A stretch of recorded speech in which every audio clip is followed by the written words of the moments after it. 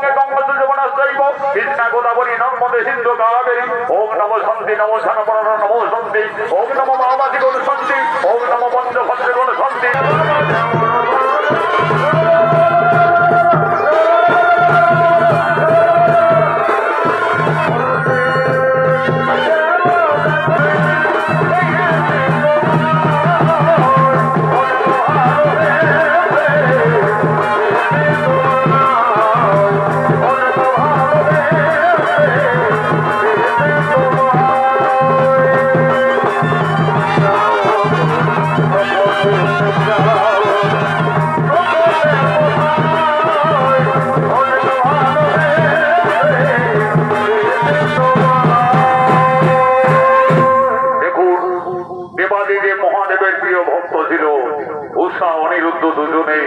তারা প্রতিনিয়ত শিব ঠাকুরের পূজা করতেন, বাবা মহাদেবের বতোপাসনাও করতেন।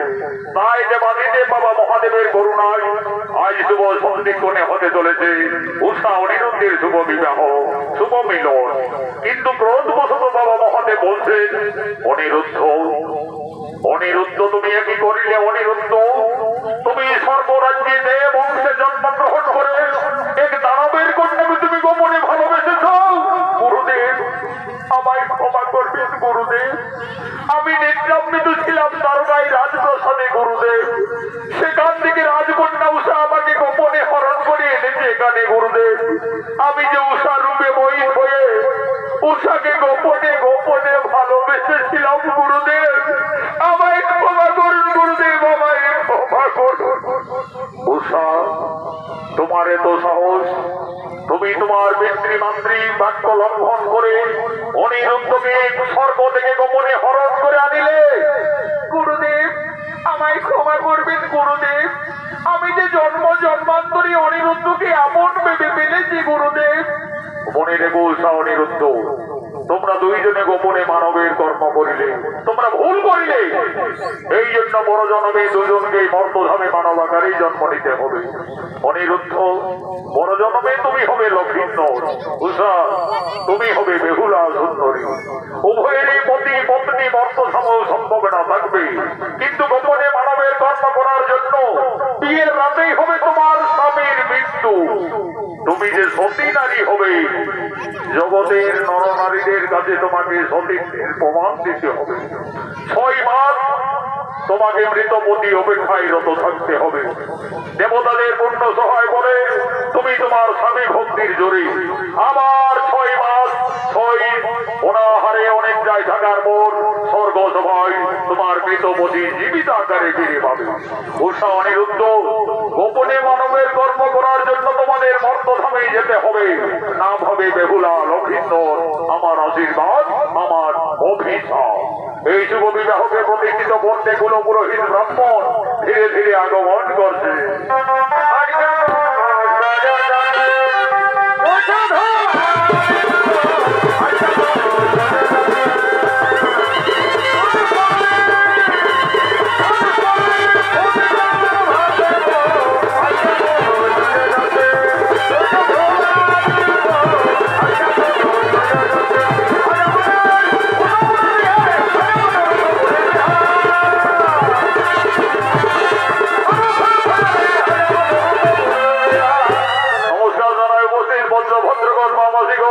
দেখুন আমি গুলো পুরোহিত ব্রাহ্মণ এসে গেছি।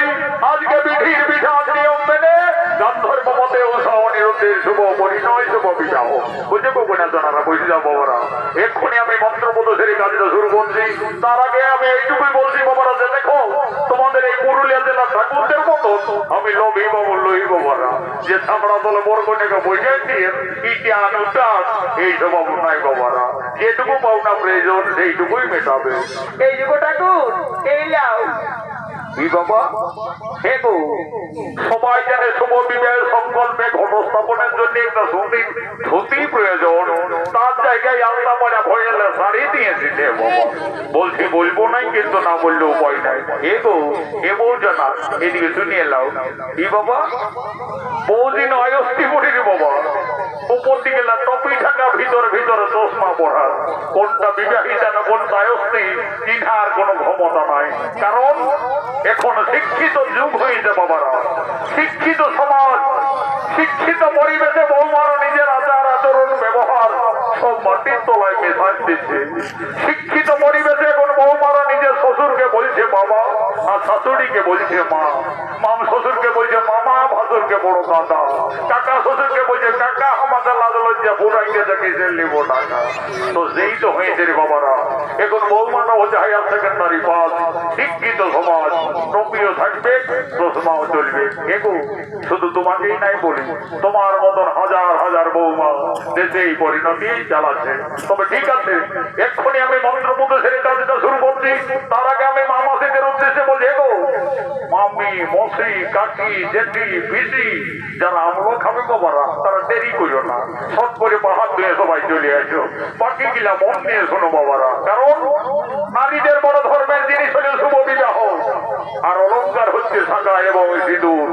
এই যে হিন্দু ধর্ম মতে বিয়ের পরে তোমরা মাথায় সিঁদুর পড়েছ, দু হাতে দুটো শাঁখা ব্যবহার করো। আচ্ছা বলো দেখি বাবারা, এই শাঁখা কোন দেবতা ভরস স্থাপন করে? সিঁদুরটা সঠিক ভাবে কোন জায়গায় বলতে হয় তোমরা সবাই জানো? কত জানো? জানতে হয় গো, শাঁখা সিঁদুরে হলো নারীদের বড় ধর্মের জিনিস। আর এই ধর্ম যদি ঠিকভাবে পালন করে চলতে পারিস, তাহলে আমি জোর গলায় বলি যাচ্ছি রে বাবারা, অল্প বয়সে কেউ কোনোদিন বিধবা হবে না। তো আজকালের বউ বিছানা মনায় মানছে না, শুনছে। এই যে একটা ভদ্র ঘরের বউ শুভ কাজে টপি চশমা পরে অমঙ্গল করতে চলেছে।